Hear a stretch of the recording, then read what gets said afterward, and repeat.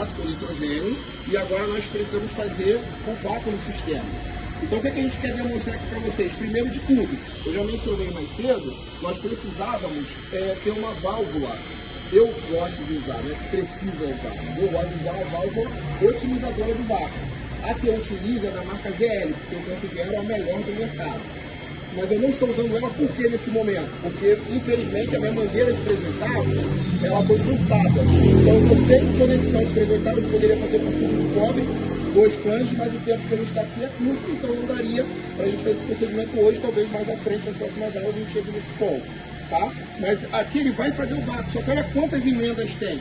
Olha quantos pontos de vazamento que eu tenho. 1, 2, 3, 4, 5, 6, um monte de pontos de vazamento. Então, quanto mais próximo do condensador você tiver, melhor. Quanto menos pontos de vazamento, melhor. E na válvula otimizadora ela não tem, só tem o ponto da conexão com o condensador, correto? E outra coisa que eu gostaria que vocês entendessem, nós falamos em sala de aula que o vácuo ele tem que ser medido em microns. Muitas pessoas fazem vídeos, postam fotos na internet, no YouTube, com o manômetro comum, analógico.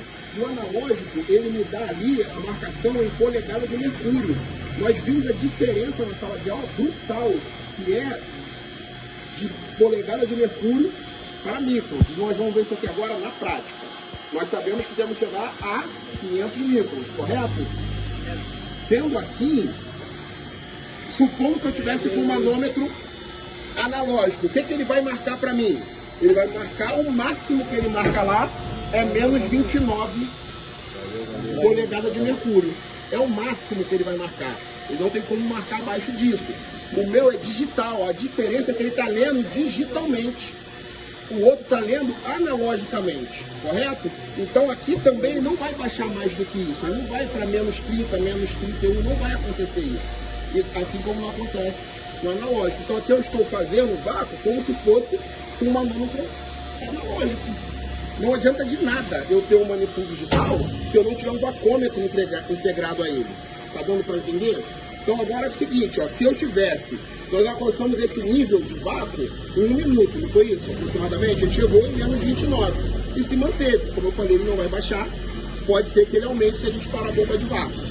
Agora, como que eu sei se meu vácuo está bom? Será que eu fico aqui mais 10 minutos, meia hora, 1 hora é o suficiente? Eu não tenho como dizer isso para vocês, porque só o vacômetro consegue dizer. Então agora nós vamos ver aqui, ó, eu estou marcando em polegada de mercúrio, vou mudar o modo do meu aparelho para trabalhar com vácuo. Tá lá, ó, H2O. Olha quantos microns está. 1380, eu tenho que chegar a quanto? 500 microns.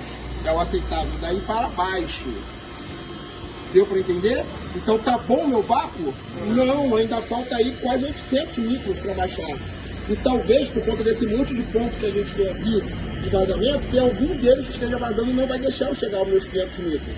Então não adianta eu ficar aqui 1 hora, 2 horas, deixar o dia inteiro a bomba funcionando, porque ela não vai fazer mais. Talvez ela faça, não estou dizendo que seja o caso, mas talvez ela não vai fazer. Correto? Então, quando eu tenho vacômetro, eu sei te dizer com precisão se eu atingir um nível de vácuo aceitável para o meu sistema. Somente com o vacuômetro que a gente consegue isso. Então, aqui está provado que, embora no modelo analógico ele me indicaria que está no vácuo máximo, o vácuo máximo de analógico não está nem perto do aceitável para o sistema de refrigeração. Deu para entender? Agora aqui, olha, se eu parar essa bomba, tá tudo funcionando lá em cima, tá? Eu precisaria agora fechar o meu registro. Sobe lá para mim, por favor, e fecha para mim, por favor, esse registro. Fechado, correto?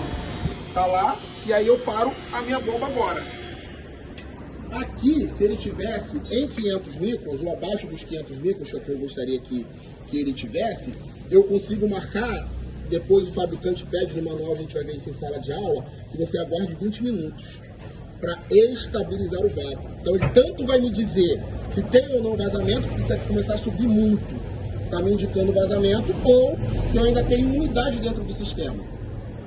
Então o vacômetro ele serve para fazer teste de tanqueidade, ele vai até te ajudar, mas não te ajuda a achar um vazamento, correto?